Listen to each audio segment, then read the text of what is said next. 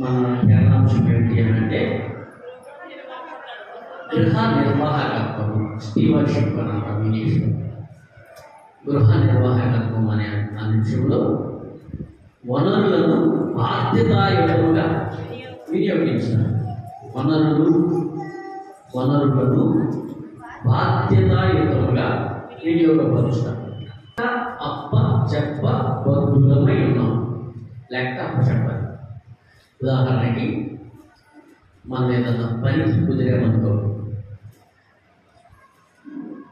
ఆ పనిలో ప్రతిరోజు లెక్క అప్ప చెప్పాలి, వారం లెక్క అప్ప చెప్పాలి, నెలకు లెక్క అప్ప చెప్పాలి, ఇయర్లీ వన్స్ సంవత్సరానికి ఒకసారి లెక్క అప్ప చెప్పాలి. ప్రతి పనిలో ప్రతి విభాగంలో మనం లెక్క అప్ప చెప్పాలి. అలాగే ఈరోజు దేవుని వాక్యంలో మనకి ఇవ్వబడిన అంశం ఏంటంటే లెక్క అప్ప చెప్పాలి. ఇది లెక్క అప్ప చెప్పాలి. బాధ్యతగా మనలను వినియోగించాలి. చెప్పండి. సరే, ఇప్పుడు పాల ఫ్యాక్టరీలో పనికి వెళ్ళేవాళ్ళనుకో, ఎన్ని ప్యాకెట్లు లెక్కేస్తున్నారు, ఎన్ని ప్యాకెట్లు సర్దుతున్నారు, అలా వేసి ఎప్పటికప్పుడు లెక్కలు తీరిపోతాయి. ఈ పని చేసే క్రమంలో కొంతమంది మేము తెలియగలము అని అనుకునే వాళ్ళు ఏం చేస్తారు తెలుసా? పని చేయకుండానే పని చేసినట్టు మేనేజ్ చేసి ఈ పని చేయకుండా నటించే వాళ్ళు అసలు పని చేసే వాళ్ళ మీద అర్థం చేస్తూ ఉంటారు. సమాజంలో వాళ్ళే అసలు పనుల్లోగా చాలా మంది ఉంటారు. ఎవరు? నకిలీ పనులు అసలు పనుల్లోగా చాలా మంది ఉంటారు. కష్టపడి పనిచేసే వాళ్ళకి ఇక్కడ నోచుకుంటూ ఉంటారు. అయ్యో, మేమేం కష్టపడి పనిచేసేది, మేము క్రెడిట్ అంతా వాడు కొట్టారు. వాడి స్టైల్ ఏంటో తెలుసా? ఆ మేస్త్రి రానంతసేపు కూర్చొని నిద్రపోతాడు. కరెక్ట్గా ఆయన వచ్చే టైంకి మొత్తం వాడు ఒక్కడే చేస్తాడని బిల్డప్ ఇస్తాడు. మా మేస్త్రి గారు ఇదే నిజమని అనుకొని పైగా చాట్ ఏం చేస్తాడు? కోళ్ళు కుక్కలు బహుమానాలుగా తీసుకెళ్తాడు. మరింత గెలిచేసుకుంటాడు అన్నమాట. అంటే నేనేం చెప్పడానికి ప్రయత్నం చేస్తున్నానంటే, ఈ భూమి మీద మనం చేసే పని ఒకవేళ కష్టపడి పని చేస్తున్నప్పుడు మనకు కావలసిన గుర్తింపు రాకపోవచ్చు, లేదా అసలు పని ఏం చేయకుండా నటిస్తూ నెంబర్ 1 పనివాడు అని కూడా మెప్పు పొందొచ్చు. ఈ భూమి మీద మనుషుల మధ్య మనం ఏమైనా చేయొచ్చు, లేదా మోసం చేస్తూ ఆ మోసంలో పట్టుబడకుండా మేనేజ్ చేయొచ్చు. కానీ మీకు ఒక సంగతి చెప్తున్నాను. ఇప్పుడు ఈ మాటలు మన హృదయాల్లో ఇక్కడ భద్రం చేసుకోవాల్సిన ఆవశ్యకత ఉంది. దేవుణ్ణి మనం మేనేజ్ చేయలేం, దేవుణ్ణి మోసం చేయలేం. మనం ఎక్కడికన్నా వెళ్ళేటప్పుడు పెద్ద పెద్ద షాపింగ్ మాల్స్లో, రైల్వే స్టేషన్స్లో ఒక బోర్డు చూస్తాం. ఏంటా బోర్డు అంటే, మీరు CCTV పర్యవేక్షణలో ఉన్నారు, జాగ్రత్త. మీరు మీ కదలికలన్నీ రికార్డ్ చేయబడుతున్నాయి, జాగ్రత్త అని హెచ్చరిక బోర్డు ఉంటుంది. అయితే దేవుడు కూడా హెచ్చరిక బోర్డు పెట్టారు. ఏం బోర్డు అది?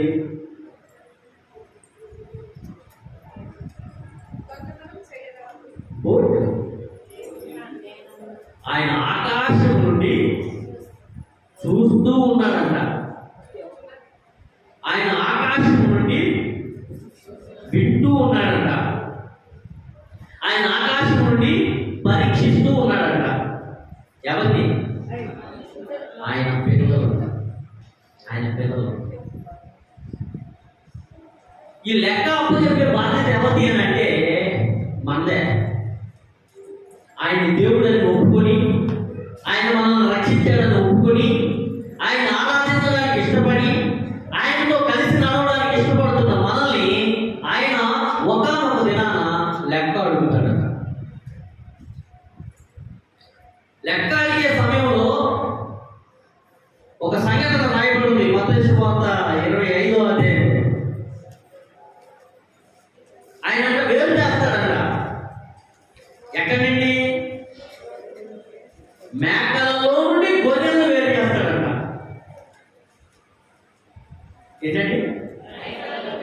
మీరు బియ్యంలో మట్టి పెట్టలేకుండా ఉంటాడు. నా చిన్నప్పుడు అలా జరిగేది. ఇప్పుడు అంతా టెక్నాలజీ వచ్చేసిందిగా, మట్టి నూక ఏమి అన్ని జల్లీలో వచ్చేసి జస్ట్ ఇంటికి వచ్చిన తర్వాత దాన్ని మీరు కడిగి వండుకోవడం ఇప్పుడు సిస్టమ్. కానీ మా చిన్నప్పుడు రోజుల్లో, మా చిన్నప్పుడు ఏమనలేదు, 10-15 సంవత్సరాల క్రితం వరకు కూడా బియ్యాన్ని ఏం చేసేవాళ్ళు? బియ్యంలో నుండి మట్టి వేరేవాళ్ళు, లేదా బియ్యంలో నుండి రాళ్ళు వేరేవాళ్ళు, గుడ్లు వేరేవాళ్ళు. అంటే పనికిరాని ఏదో దానిలో నుండి. కానీ ఇక్కడ వాక్యం ఏం రాయబడుతుందో తెలుసా? మేకలలో నుండి గొర్రెలు వేస్తున్నాడంట. మీకు అర్థమవుతుందా ఏం రాయబడుతుందో? మేకలలో నుండి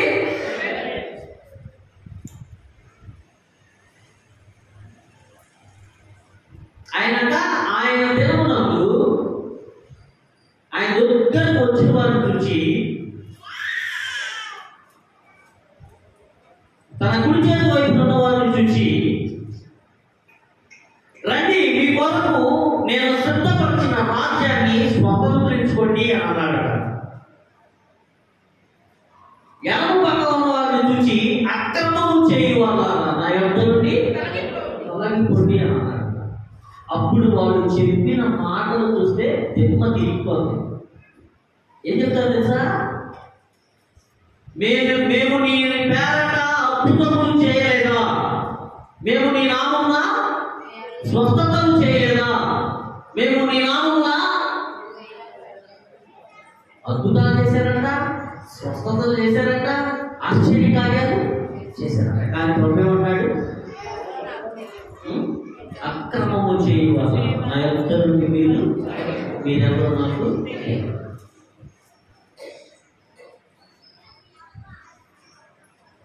ప్రభువా ప్రభువా అని పిలుచు ప్రతివాడును పరలోక రాజ్యంలో ప్రవేశింపడు కానీ పరలోకమందున్న నా తండ్రి చిత్త ప్రకారం జీవించేవాడు దాన్ని స్వతంత్రించుకోవాలి. క్రీస్తుని వెంబడించడం అంటే మన ఇష్టానుసారంగా బ్రతికే బ్రతుకు క్రీస్తుని వెంబడించడం కాదు. లెక్కలు తెలుసుకోవాలి. రోజు మనం లెక్కలు తెలుసుకోవాలి. ఎవరికి మనమే క్రిస్టియానిటీ ఈజ్ ఇండివిజువల్. మనందరం సామాజికంగా జీవించినప్పటికీ తీర్పు దినాన ఎవరి లెక్క మనం చెప్పాలి. ఎవరి లెక్క మనం చెప్పాలి.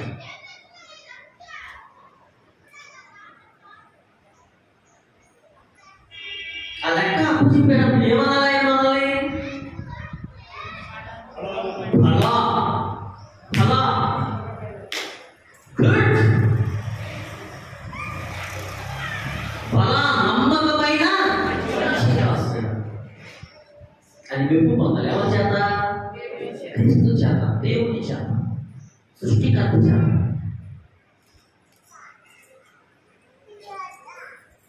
అలా మెప్పు పొందాలి అని అంటే దేవుని వాక్యంలో మనం ఎంత ధన్యులమో, మనకు తెలిసిన భాషలో, మనకు అర్థమయ్యే భాషలో దేవాది దేవుడు బైబిల్ మనకి ఇచ్చాడు. చాలా మంది బైబిల్ ఎందుకు అనుకుంటున్నారంటే మా పిల్లల పెళ్ళిళ్ళు చేయడానికి, ఇల్లు కట్టుకోవడానికి, మా పిల్లలకు ఉద్యోగాలు రావడానికి, మేము ఆశీర్వాదాలను పొందుకోవడానికి ఇది ఇచ్చాడు అనుకుంటున్నాడు. ఇందుకోసం కాదు బైబిల్ ఇచ్చింది,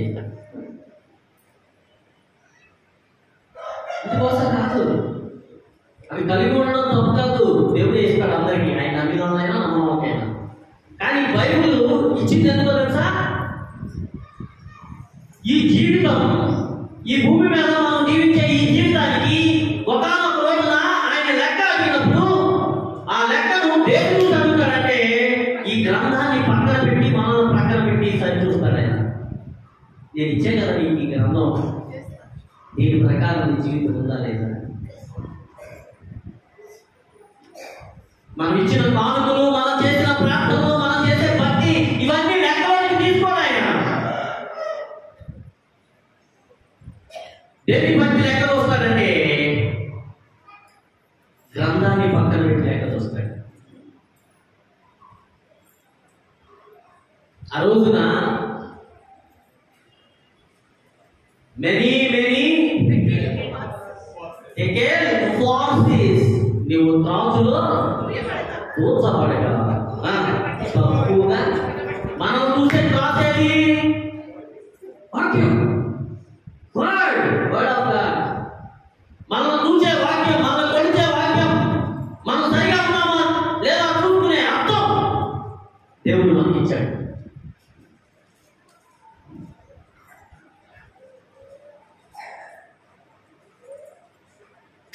దేవుడు ఎంత ప్రార్థన, ఎంత చూడండి.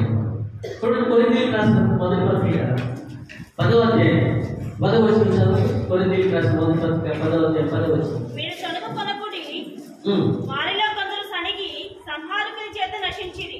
ఈ సంగతులు దృష్టాంతముగా వారికి సంభవించి ఎవరికి?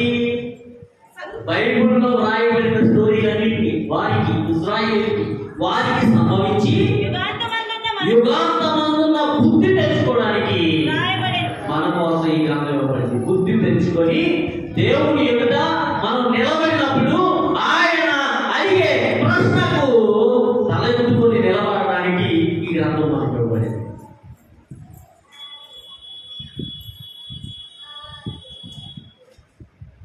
దేవునికి స్తోత్రం. చర్చిలో కూర్చొని ఫోన్లు చూసుకుంటా కూర్చున్న దానికి కూడా మనం లెక్క చెప్పాలి. చర్చిలోకి వచ్చి ఫోన్ రాగానే ఐఏఎస్ ఆఫీసర్ బయటికి వెళ్ళినట్టు ఫోన్ పట్టుకొని బయటికి వెళ్ళేదానికి కూడా మనం లెక్క చెప్పాలి.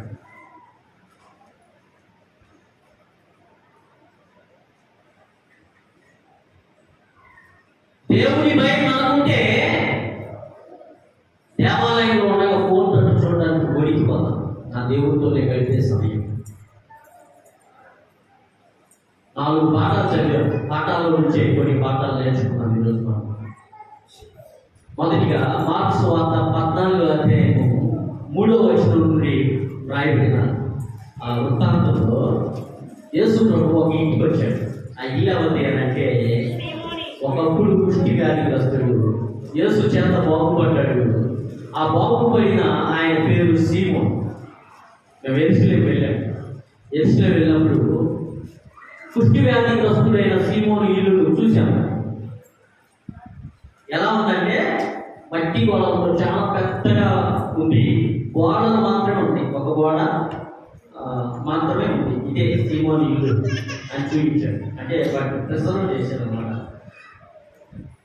ఈ గ్రంథంలో రాయబడిన ప్రతి కూడా అక్షర సత్యం అని మనం రుజువుపరచుకోవడానికి, మన విశ్వాసాన్ని స్థిరపరచుకోవడానికి దేవుడు ఇంకా ఎంత అద్భుతమైనటువంటి వనరులు ఇచ్చాడు మనకి. ఏంట వనరులు అంటే ఖగోళ శాస్త్రజ్ఞులు, భూగర్భ శాస్త్రజ్ఞులు అనేక మంది బైబిల్లో రాయబడిన విషయాలు నిజమేనా అని పరిశోధన చేస్తూ ఉన్నారు. అటువంటి పరిశోధన జరిపించే ఒక శాస్త్రజ్ఞుడు నెల్సన్ బ్రూయిక్ అనేటువంటి ఒక భూగర్భ శాస్త్రజ్ఞుడు, భూగర్భ శాస్త్రజ్ఞుడు పరిశోధనలు 23,000 పరిశోధనలు చేశారట. 23,000 పరిశోధనలు బైబిల్లో రాయబడిన స్థలాలు, ఆ వ్యక్తులు లేదా సంఘటనలు నిజంగా జరిగాయని పరిశోధనలు చేస్తే ప్రతి పరిశోధన అవునన్నట్టే జవాబు వచ్చింది, కానీ ఒక్కడు కూడా కన్ఫ్యూజన్ లేదన్న. చెప్పడం పట్టాలని మనం బైబిల్లో జరిగిన సంఘటనలన్నీ కూడా ఎలా ఉంటాయి తెలుసా? అనగనగా ఒక ఊర్లో అనగనగా ఒక రాజు అని రాయబడాల. ఎక్కడ కూడా ఖచ్చితంగా నిర్దిష్టంగా పలానా ప్లేస్, పలానా వ్యక్తి, పలానా టైం అని టైంతో సహా, టైము స్పేస్, చరిత్రకు అనుగుణంగా చరిత్రకు ఏదైతే తప్పబట్టుందో దానికి అనుగుణంగా బైబిల్లో రాయబడిన సంఘటనలు రాయబడ్డాయి. ఈ సంఘటనలు కూడా ఎందుకు రాయబడ్డాయి చూసారా? మీకు ఒక్కరు కూడా ఎందుకు రాయబడ్డాయి? పక్కనతో చెప్పండి. బైబిల్లో ఉన్న ప్రతి సంఘటన మనం చదివి తెలుసుకోవడానికి చేయడానికి చెప్పండి. ఇలాగే టచ్ చేయండి, పక్కన టచ్ చేసుకోండి. ఇట్లా అసలు సంఘానికి ఎందుకు వస్తామో తెలుసా? మనం దేవాలయంలో కూడుకునేది ఎందుకో తెలుసా? నేర్చుకోవడానికి ఒకటి, ఇంకా ఆరాధించడానికి, ఇంకా సహవాసం. మోస్ట్ ఇంపార్టెంట్ పాయింట్ సహవాసం. క్రీస్తు సంఘంలో చేర్చబడిన ప్రతి ఒక్కరు వీఆర్ వన్, మనము క్రీస్తు శరీరంలో అవయవాలం అనేటువంటి. సీమోను అనేటువంటి ఒక వ్యక్తి ఉన్నాడు. ఒకప్పుడు కుష్టి వ్యాధిగ్రస్తుడు. ఆయన ఈ కుష్టి వ్యాధిగ్రస్తుడు బాగుపడ్డాడు. బాగుపడినందుకు థ్యాంక్స్ గివింగ్ ప్రేయర్ పెట్టాడు. అంటే యేసయ్య ఇంటికి పిలిచాడు. సూపర్. పిలిచిన ఆయన వచ్చిన అతిథులతో బిజీగా ఉన్నాడు. స్తుతి ఆరాధన జరిగితే పెట్టుకుంటే ఆ కృతజ్ఞత స్తుతి ఆరాధన ప్రారంభించే టైంకే మన పనులన్నీ అయిపోయి ఆయనతో కలిసి మా ప్రభువుతో కలిసి మేము గడిపే సమయం అని సిద్ధపడిపోవాలా. ప్రార్థన ప్రారంభించిన తర్వాత ఆ పని ఈ పని. కొంతమంది ఇంట్లో కబుర్లో ఉంటుంటారు, బయట ప్రార్థన జరుగుతూ ఉంటుంది. దానికంటే నువ్వు ప్రార్థన పెట్టుకోకపోవడం మంచిది. సీమోను యేసు ప్రభువు గురించి పట్టించుకునే టైము ఈ సీమోనికి లేదు. వచ్చిన అతిథులతో ఉన్నాడు. ఇక్కడ ఒక అద్భుతమైనటువంటి సంఘటన జరిగింది. ఏంటి ఆ సంఘటన అంటే, యేసు ఒంటరిగా ఉన్నాడు కదా. ఎవరి కోసం ఆ కూటమి ఏర్పాటు చేశారో ఆ కూటమిలో ఒంటరిగా ఉన్నాడు యేసయ్య. కానీ ఒక స్త్రీ వచ్చింది అక్కడికి. ఆ స్త్రీ ఏం చేసిందో తెలుసా? చూడండి, మార్క్స్ 14వ అధ్యాయం 3వ వచనం చదవండి.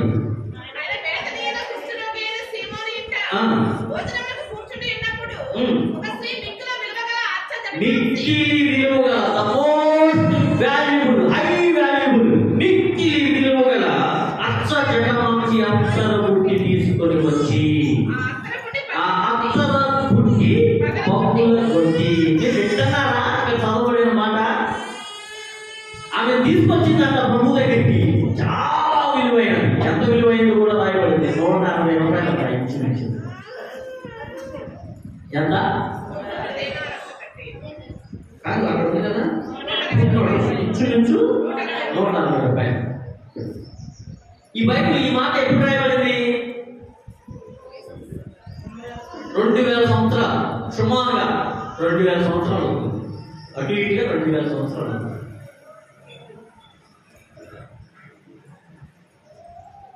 ఒక 60 సంవత్సరాలు పైబడిన వారిని నేను అడుగుతుంది ఈ మాట.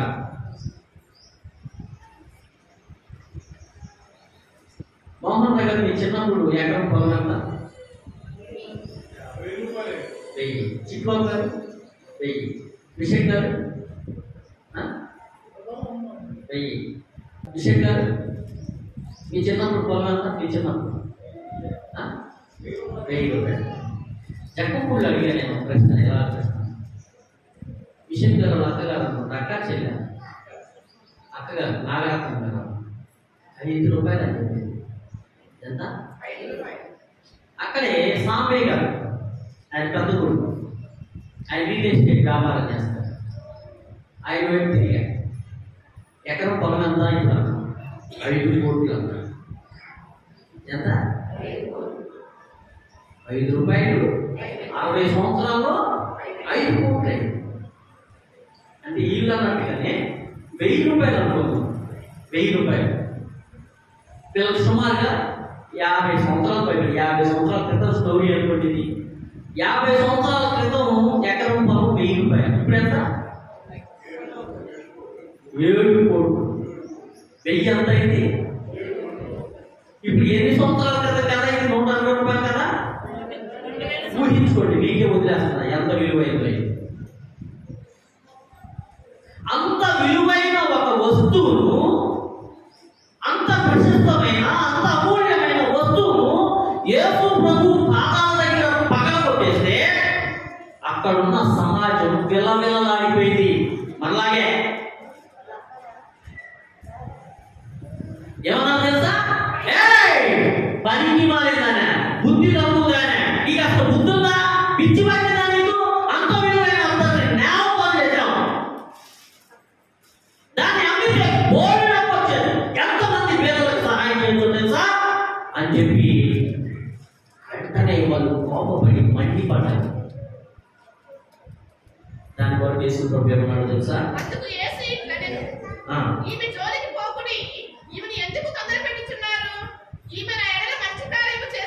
హల్లెలూయా, హల్లెలూయా. దేవునికి స్తోత్రం చెప్తాం గట్టిగా. ఎవరన్నా చెప్పగలరా? మిగిలిన వాళ్ళందరికీ వేస్ట్ ఖర్చు అనిపించింది, యేసు దాన్ని ప్రశంసిస్తున్నాడు. వైదికాస్ ఎందుకని ఆమెను ప్రశంసిస్తున్నాడు. ఏదో ప్రశంసిస్తున్నాడు తెలుసా?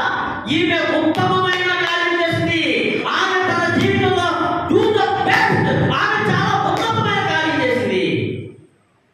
ఏంటి ఆ ఉన్నతమైన కార్యం? ఏంటంటే ఆమె ఏం చెప్తుందంటే, ప్రభువా నువ్వెంత అమూల్యమైన వాడు, నువ్వెంత ప్రశస్తమైన వాడు, ఈ అమూల్యమైన ఈ విలువైన అత్తల పుట్టి నీ పాదాల చెత్త ఉండడానికి కూడా తిరిగి అర్హత ఇది నాకు ఉత్తమమే, కానీ నీతో పోల్చుకుంటే దీని స్థానం నీ పాదాల చెత్తే. హల్లెలూయా, హల్లెలూయా. ఏం నేర్చుకుంటాం ఇక్కడ అంటే, ఆయన ఇచ్చిన ఈ భూమి మీద ఉన్న వనరులన్నింటిలో ఇచ్చిన వాడు చాలా ప్రశస్తమైన వాడు. మనం కలిగి ఉన్న వాటన్నిటిలో ఆయన చాలా గొప్పవాడు.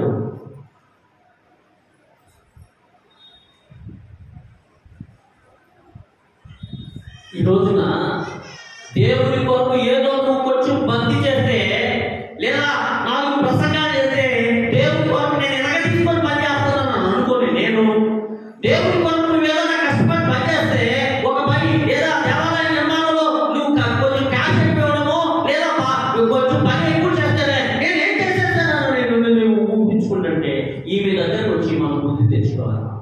ఈమెను పక్కన పెట్టుకోవాలి. దేవుని పట్ల దేవుడు మనకిచ్చిన ఈ జీవితంలో మన వైఖరి ఎలా ఉండాలంటే, దేవా నా జీవితంలో నేను ఏది కలిగి ఉన్నా దానన్నిటికంటే నువ్వు ఉన్నతమైన వాడు, ఉత్తమమైన వాడు, ద బెస్ట్ నీవే నాకు ఉన్నతమైన ఛాయిస్. ఎప్పుడు నీతో నేను ఉండడానికి, నీ కొరకు నేను ఖర్చు పెట్టడానికి, నీ కొరకు నేను దేనినైనా పోగొట్టుకోవడానికైనా, తెచ్చుకోవడానికైనా, ఇవ్వడానికైనా నేను వెనకాలను అనేటువంటి ఆ నేపథ్యం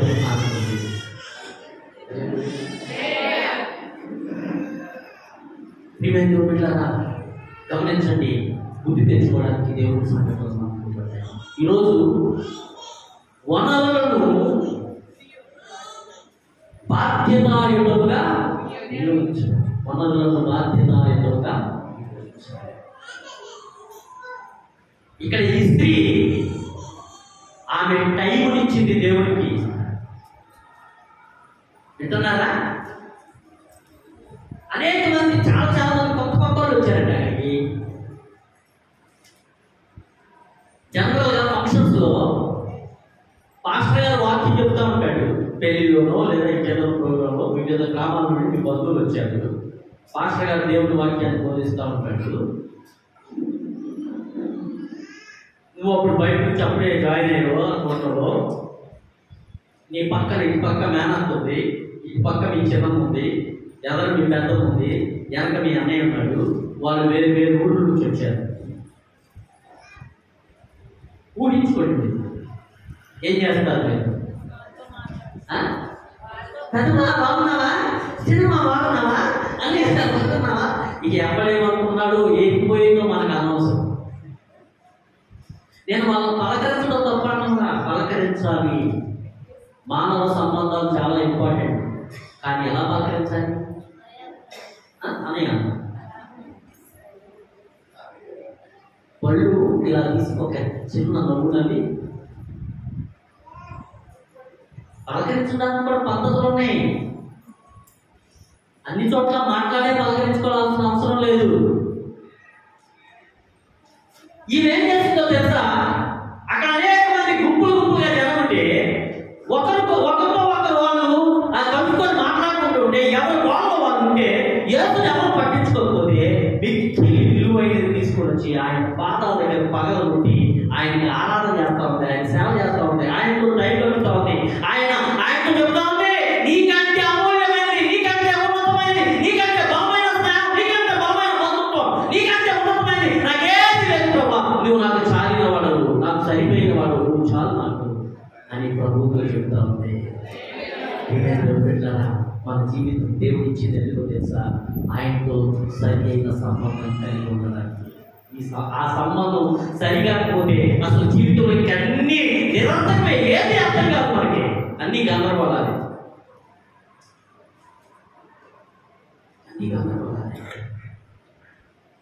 ఈరోజు వాక్యం వింటున్నా మనం దేవుడిచ్చిన ఈ జీవితాన్ని, దేవుడిచ్చిన ఈ జ్ఞానాన్ని, దేవుడు మనకిచ్చిన సమయాన్ని, దేవుడికి మనకిచ్చిన ఆలోచన, దేవుడు మనకిచ్చిన తలంపులను అన్నీ ఆయన పాదాల దగ్గర పెట్టి, నీతో నేను ఉంటాను, నువ్వు నన్ను ప్రభావితం చేయవాలి, ప్రతిరోజు ఆయనతో గడపడం మనం నేర్చుకోవాలి. చాలా మంది ఏం చెప్తారు తెలుసా,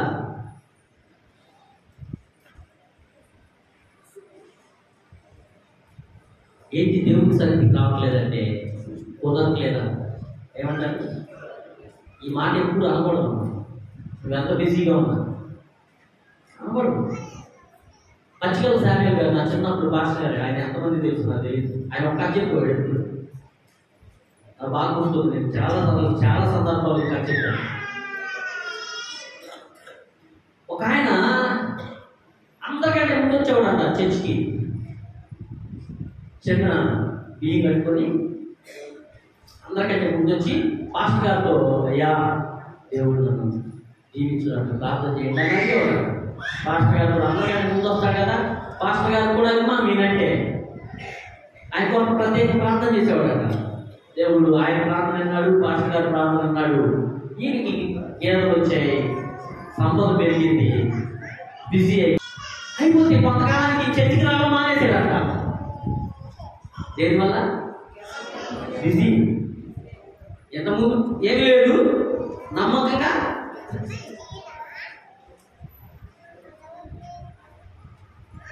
కనబడటం మానేసాడు. ఇది వరకు రోజులు బజార్కి వెళ్ళేవాళ్ళు, బయటకు వెళ్ళేవాళ్ళు, బయటకు వెళ్ళాలి. అలా మాస్టర్ గారు బయటకు వెళ్తుంటే ఆయన వచ్చి చూస్తున్నాడంట. వస్తుంటే ఏం ఆదియా ఏంటా కనబడలేదా అని అన్నాడు. యాది గారు ఏమన్నాడంట, తీరట్లేదండి, కుదరట్లేదు. ఏమన్నాడు? కుదరట్లేదు. చెప్పండి. సరే కుదిరేటట్టు ప్రార్థన చేస్తారేమన్నాడు. మళ్ళీ అది ఏంటి ఇష్టంగా పాపం, ప్రభా అది కుదిరేటట్టు ప్రార్థన చేస్తున్నాను, ఆయన సహాయం చేయంటే కుదిరింది.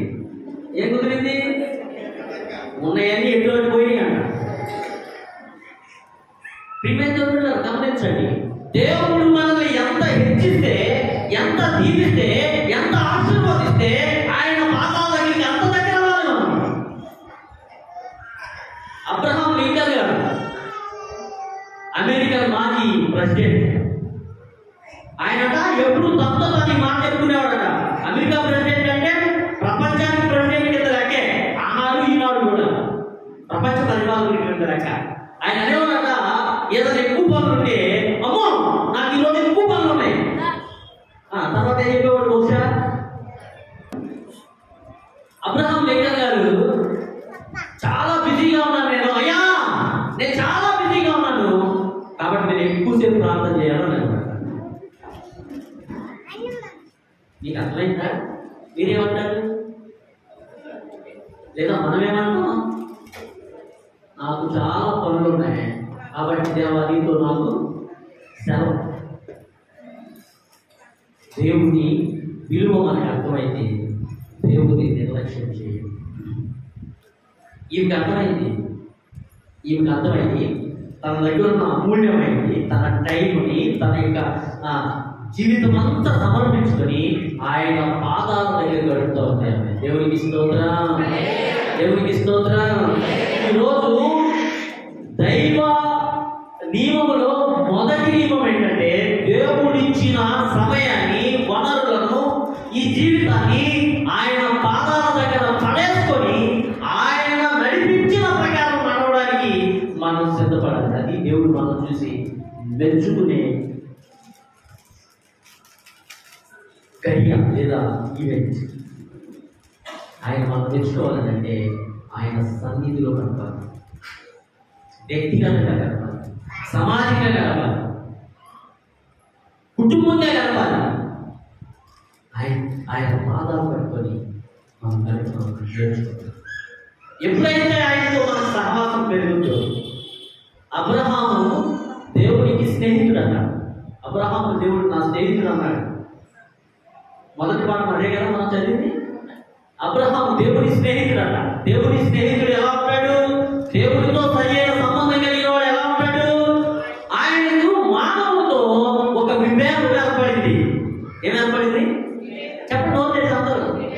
ఒక పోట్లాట వచ్చింది ఆయనకి. ఎవరిని బట్టి తెలుసా? తన పరివారాన్ని బట్టి. ఊహించుకోండి. మరీ మరీ ఉంది ఇక్కడ మన ఊర్లో మరీ చెప్పారు. ఊరికే చెప్తాను లేదా మంగమ్మంతా ఉన్నారు.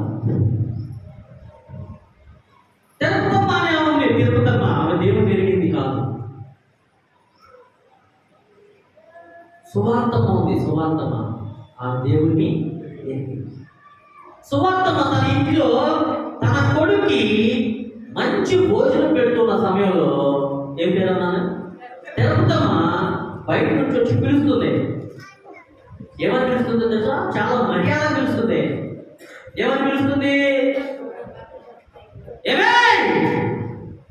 ఏం పేరు? సువార్త. రావే రావే అని పిలుస్తుంది. గొడవకు వచ్చింది ఆమె. ఎందుకు గొడవకు వచ్చిందో తెలుసా? ఆమె కొడుకు ఈమె కొడుకు వాడు దగ్గర తప్పుతాడు. సువార్తమ్మ కొడుకు తిరుపతమ్మ కొడుకుని కొట్టాడు. వీడు వాడిని కొట్టాడు, వాడి వీడిని కొట్టాడు తెలియదు కానీ తిరుపతమ్మ వాడు చాడీ చెప్పాడు. నన్ను కొట్టాడు వాళ్ళు. ఈమె ఎక్కడికి వచ్చింది? ఇప్పుడు సువార్తమ్మ దగ్గరికి వచ్చి ఎంత స్టైల్గా పిలుస్తుందో ఇంట్లో నుంచి. రావే. ఇప్పుడు మనం ఆ స్థితిలో ఉంటే ఏం చేస్తారు మీరు? మిమ్మల్ని అడుగుతున్నా. తిరుపతమ్మ గారు ఏంటి పిలిచారు అని వస్తారా? ఏమని వస్తారు? ఆమె ఎంత స్పీడ్లో వచ్చిందో దానికి డబుల్ స్పీడ్. లేకపోతే మనకి ఏమనిపిస్తుందో తెలుసా? విలువ తగ్గిపోతేమో, మన లెవెల్ ఎక్క చేయలేమో. ఇది మన వారి భయం. మాట్లాడుతుంటే పిల్లలు ఒక ఆమె అవివేకంతో మాట్లాడడానికి వచ్చింది. దేవుడు ఎరిగిన సువార్త కూడా అలాగే మాట్లాడింది అనుకో, అదేమవుతుంది? గొడవ. ఈ గొడవ ఎక్కడికి వెళ్తుంది? భర్తల దగ్గరికి వెళ్తారు. భర్తలు ఎక్కడికి వెళ్తారు? పోలీస్ స్టేషన్కి వెళ్తారు. ఎంత అల్లరైపోతుంది ఎవరు?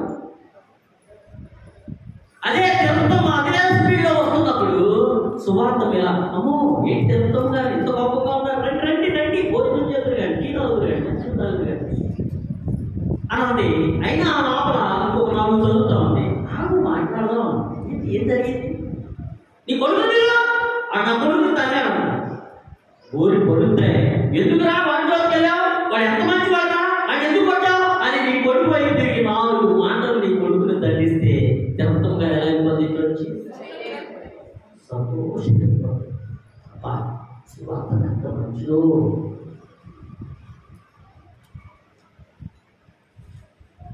అబ్రహామును చూసి మా మీద నేర్చుకోవాలంటే ఏదైనా సమస్యలు ఉత్పన్నమైనప్పుడు అబ్రహాములాగా ప్రవర్తించాలని దేవుడు మనకు చెప్తున్నాడు. అబ్రహాము లోతుకు సమస్య వచ్చింది.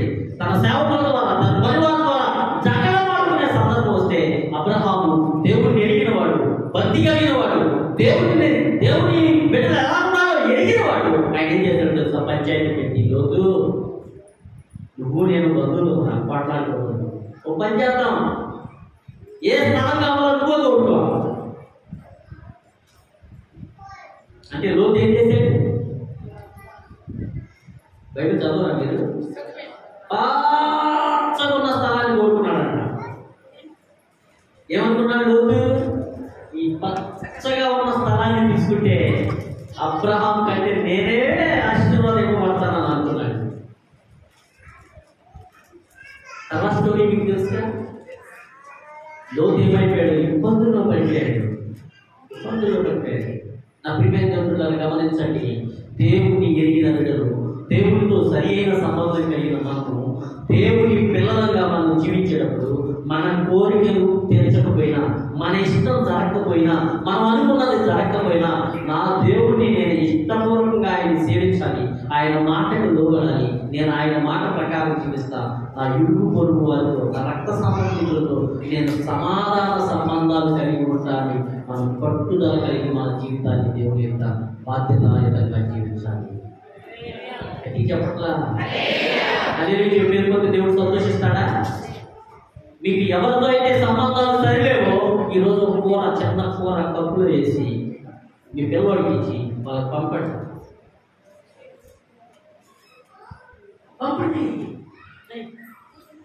దాన్ని ఏమంటున్నా దేవుడు ఏమంటామంటే, నీవు వారితో సహవాసం మనుషులు కోరుకుంటున్నావు. నాతో మన కీడే చేశారు, మనకు అన్యాయం చేశారు, మనం నాశనాన్ని కోరుకున్నారు. కానీ మనం ఏ దేవుడిని అయితే తెలుసుకొని జీవిస్తున్నామో ఆ దేవుడు మనకేమని ఆయన అనిపిస్తున్నాడంటే, నీ శత్రువుని శత్రువునే ప్రేమించమంటే మన రక్త సంబంధికులతో మన సంబంధాలు ఎంత బలంగా, మన బంధువులతో మన సంబంధాలు ఎంత పటిష్టంగా ఉండాలి. ఇవి సరిలేకుండా దేవుడు దేవుడు అని అంటే దేవుడు మనం చూసి మెచ్చుకోరు. అదేమన్నాడు, నీవు బలిపీఠము సమీపించు, నీవెవరితోనైనా సమాధానం లేదని జ్ఞాపకం వస్తే నీ ఆత్మను అక్కడే విడిచిపెట్టి వెళ్ళి మొదట నీ సహోదరులతో సమాధాన పని అంటే ఈ ఆత్మన స్వీకరించాలి, అర్పించు.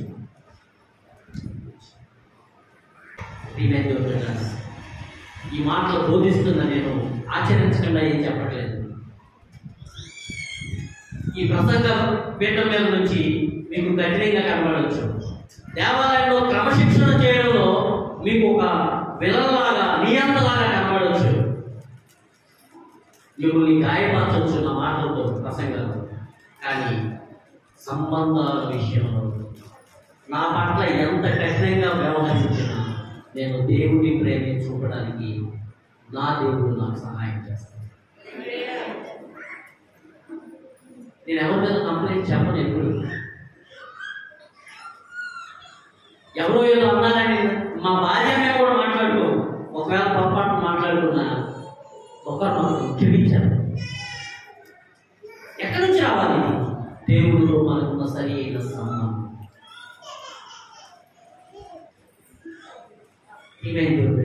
గమనించండి, అబ్రహామును చూసి మానవ సంబంధాలను సరి చేసుకోవాలి. మొదట ఆ స్త్రీని చూసి దేవుడితో మన సంబంధం సరిగా ఉండాలి. అంటే మన మానవ సంబంధాలు ఉండాలి, సరిగా ఉండాలి. చెప్పండి, సంబంధాలు సరిగా ఉండాలి. మానవ సంబంధాలు ప్రతి మానవుడు దేవుడి స్వరూపంలో చేయబడాలి.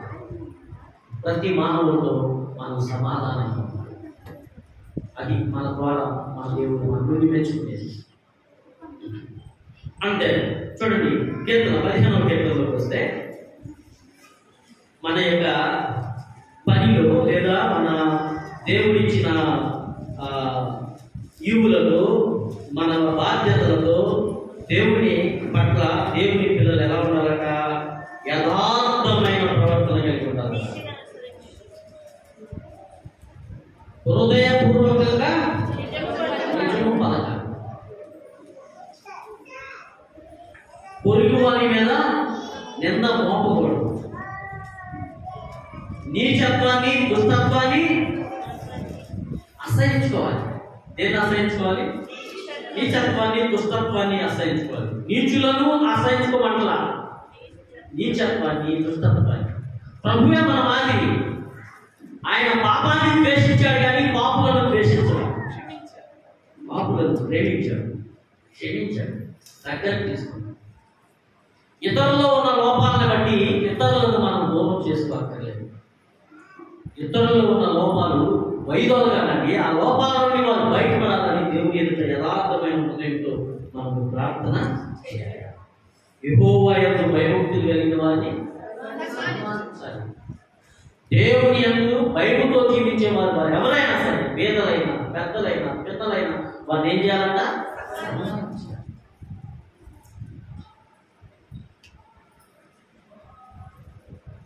నిరపరాధిని చెరుపుటకై లంచము. మీడియా నేను ఒక పోస్ట్ పెట్టామని చర్చించుకుంటున్నాను. ఒక రిటైర్డ్ ఐఏఎస్ ఆఫీసర్ మాట్లాడినా ఒక 10 నిమిషాలు 11 నిమిషాలు వీడియో వీలైతే అందరూ చూడండి. ఈ రోజున ఎవరి మీడియా వాళ్ళు ఉన్నాయి, అంటే ఎవరి డబ్బా వాళ్ళు ఒప్పుకుంటారు, ఎవరి తప్పులు వాళ్ళు కట్టించుకుంటారు. మనం అలా ఉండకూడదు. తమ్ముడు తనవాడైనా ధర్మం ధర్మమే, తమ్ముడు తనవాడైనా అటువంటి వైఖరిని మనం కలిగి ఉండాలి. మనోడే, మన ఇంటి పేదోడే, మన తమ్ముడే, మన చెల్లె అని మనము అన్యాయాన్ని ఒత్తాసు పలికే వాళ్ళగా ఉండకూడదు. న్యాయం పక్షాన నిలబడాలి, దీనుల పక్షాన నిలబడాలి. దేవుడు అందుకోవడం వచ్చాడు. మనం మీ పనిచేసే స్థానంలో అన్యాయానికి గురి అవుతున్న వారు ఉంటే వారి పక్షాన నోరు తెరవడానికి మీరు వెనుకాకూడదు. దేవుడు ఇంకా ఉన్నతి కలుగు చేస్తాడు మీకు.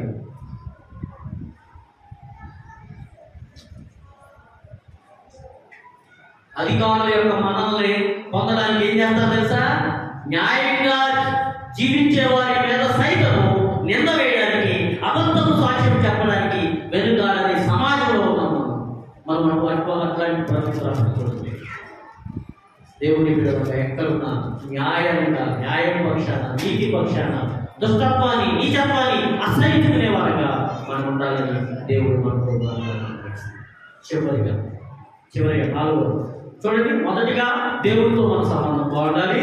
రెండవదిగా మానవ సంబంధాలు మనం సరి చేసుకోవాలి, అవి చాలా బెస్ట్గా ఉండాలి. అండ్ దెన్ మనం పనిచేసే స్థలంలో నీతి న్యాయాలు, దేవుని యొక్క విలువలకు తగ్గట్టుగా మన జీవితాన్ని జీవించాలి. అంటే దేవుని పిల్లల గురించి రాయబడింది. మాసిదోనియలో ఉన్న దేవుని సంఘం గురించి. వాళ్ళట కడు బీదలు అంటండి, కడు బీదలు, నిరుపేదలు.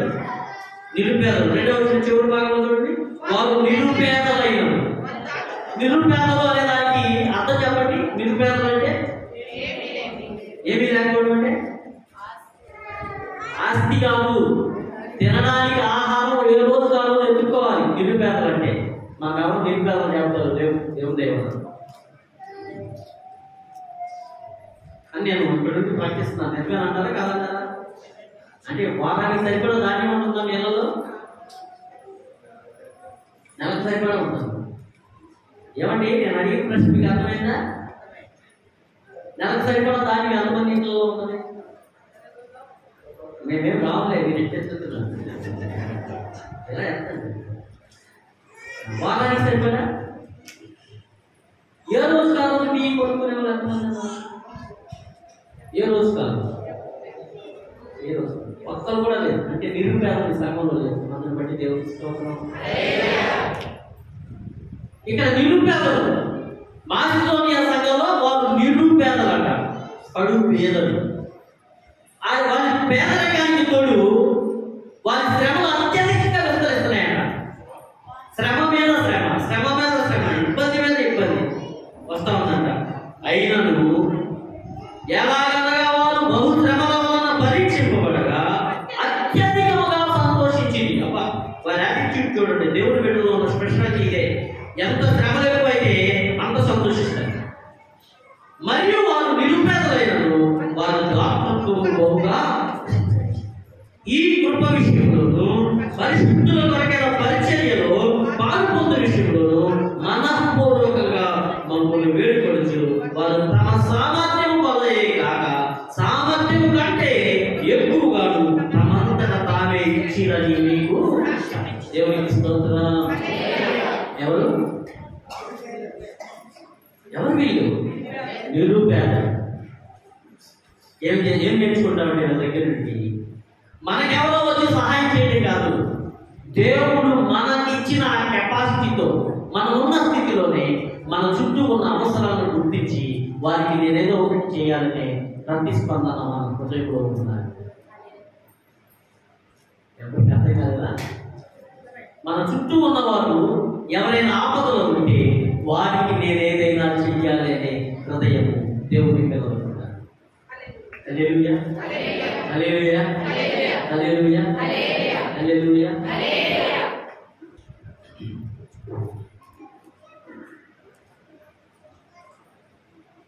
ఎవరన్నా సరే తాగి జబ్బు వచ్చి హాస్పిటల్లో ఉంటారు. హాస్పిటల్లో ఉన్నప్పుడు వాళ్ళ స్నేహితులు అప్పుడు వచ్చి చూడటం, చచ్చిపోయిన తర్వాత డెడ్ బాడీ వస్తుంది. వాళ్ళ స్నేహితులు ఏం చేస్తారు తెలుసా? పెద్ద పెద్ద ఫ్లెక్సీలు వేయిస్తారు, పెద్ద పెద్ద బాంబులు వేస్తారు, పెద్ద పెద్ద గుడ్లు వేస్తారు. వాళ్ళు తాగినంత తాగి సమాధిలో కోతులకు వస్తారు. అదే స్నేహం వాడి హాస్పిటల్లో ఉండగా చెయ్యి కలుపుకొని ఏదైనా సహాయం అందిస్తే వాళ్ళ కుటుంబానికి ఉపయోగిస్తారు. అవునా కాదు? అవునా కాదు? వాళ్ళకి మనకేమన్నా తేడా ఉందా? ఉండాలి. మనకు తెలిసిన వాళ్ళు ఎవరైనా ఆపదలో ఉంటే చెయ్యి కలుపులో వేసుకుందాం. కనీసం 100 అలా ఆపదలో ఉన్నారు, మనందరం చెయ్యి కలుపుతాం. మనకు తోచిన విధంగా మనం సహాయం చేద్దాం అనే స్పృహ మనలో మనం బాగానే ఉన్నాం, మన బంధువులు బాగానే ఉన్నాయి, మన కుటుంబాలు బాగానే ఉన్నాయి. మన స్థితిని మనం చూసుకునేది కాదు. క్రైస్తవ సంఘం బలహీనుల కొరకు స్పందించే హృదయం మనకు ఉండాలి. హల్లెలూయా, హల్లెలూయా. విస్తరించి మాట్లాడుతున్నాం. దేవుడితో మన సంబంధం సరిగా ఉండాలి. ద బెస్ట్ సంబంధం.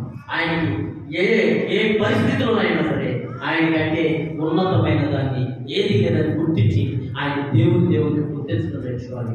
మన మానవ సంబంధాలు ఎంత బలహీనపడిపోయినా సరే, మన పొరపాట్లు లేనప్పుడైనా సరే ఆ సంబంధాలను అబ్రహాము వలె మనం సరి చేసుకోవాలి. పరిష్కార మార్గాన్ని ఆలోచించాలి.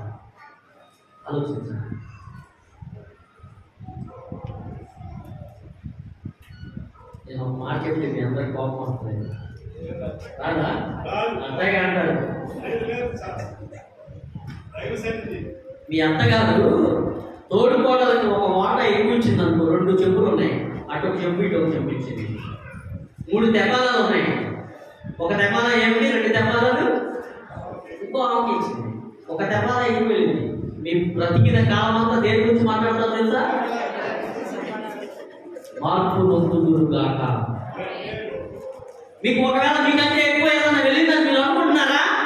మా తమ్ముడికే, మా అన్నయ్యకే, మా చెల్లికే, మా అక్కకే, వాళ్ళ దగ్గర ఉంటేంటి, నా దగ్గర ఉంటేంటి అని సంతోష హృదయంతో మీరు మీ దేవుడిని సేవించాలి. అప్పుడు దేవుడిని చూసి ప్రార్థిస్తారు. యథార్థంగా ప్రభువా, నీవిచ్చిన నీ వనరులతో మేము నిన్ను సేవించడానికి ఇష్టపడుతున్నాం ఆయన.